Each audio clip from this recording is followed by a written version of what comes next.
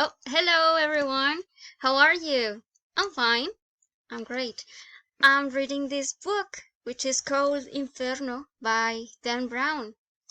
How is it going? What are you doing? Welcome to this new video. And today we're going to check a new tense, which is called present continuous. And in my opinion, this is one of the easiest tenses that exist in the English language. And you're going to see why. Let's start with it. Here we have two examples of present continuous.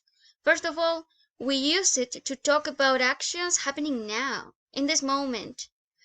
For example, in the first image, the man is reading a book.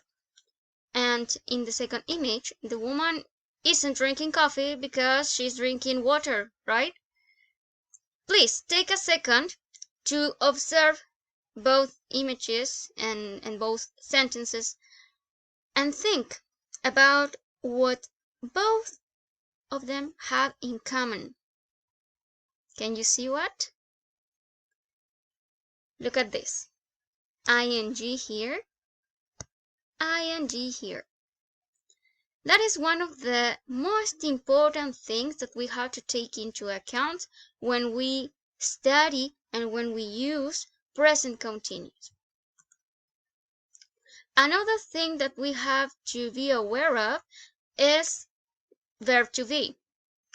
Uno de los verbos menos queridos del idioma inglés, pero lastimosamente una vez que uno empieza este camino de aprender ya no hay vuelta atrás. Nos va a perseguir por el resto de las vidas, de nuestras vidas.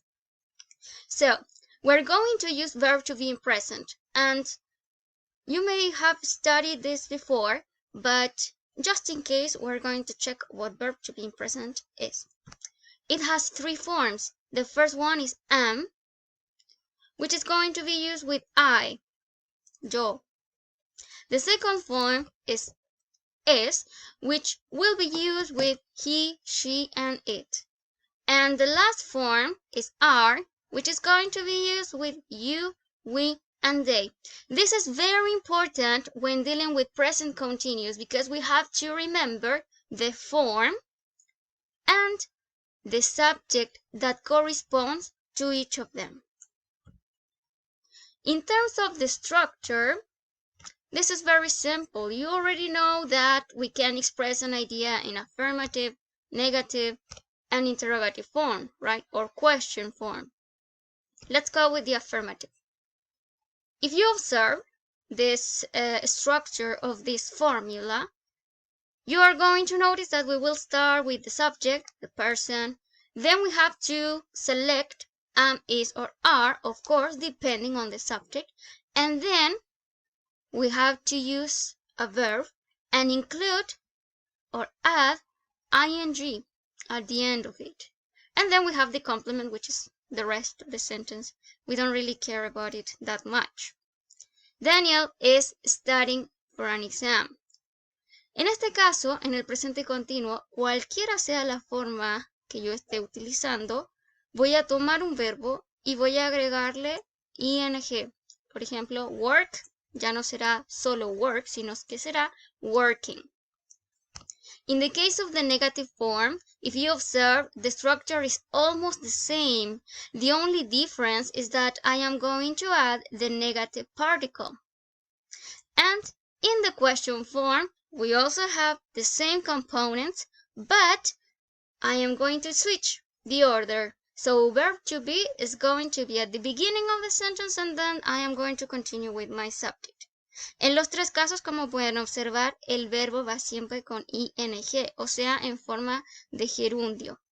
This is like a recipe. Si se fijan también, esto es como una receta, así que si les gusta cocinar van a estar genial. No van a tener ningún problema con aprenderse esto. Let's see contractions. Ya sabemos que las contractions son para abreviar las palabras, ¿no? Para abreviar las oraciones. Y el presente continuo no es la excepción. Podemos ocupar contractions, pero tenemos que tener en cuenta lo siguiente, que solamente lo vamos a utilizar en forma afirmativa y forma negativa. Para cada una de ellas, simplemente tenemos que tomar nuestro sujeto, recordar la forma del verbo to be que le corresponde y vamos a abreviar utilizando apóstrofe. ¿Ok? En el caso de la negativa, para you, we, they, he, she or it, tenemos dos posibilidades. Podemos utilizar la que más nos guste o la que recordemos primero. Here we have some examples. Instead of I am drinking tea, I can say I'm drinking tea. They are not sleeping. They're not sleeping. And the other option is they aren't sleeping. Let's move on to present simple and present continuous. En algunos videos anteriores ya revisamos lo que es el presente simple, de qué se trata, cómo funciona y algunas de las reglas también. El presente continuo es el tiempo que estamos revisando ahora mismo y podemos notar aquí, o podemos observar dos ejemplos. En el primer caso dice, he eats meat.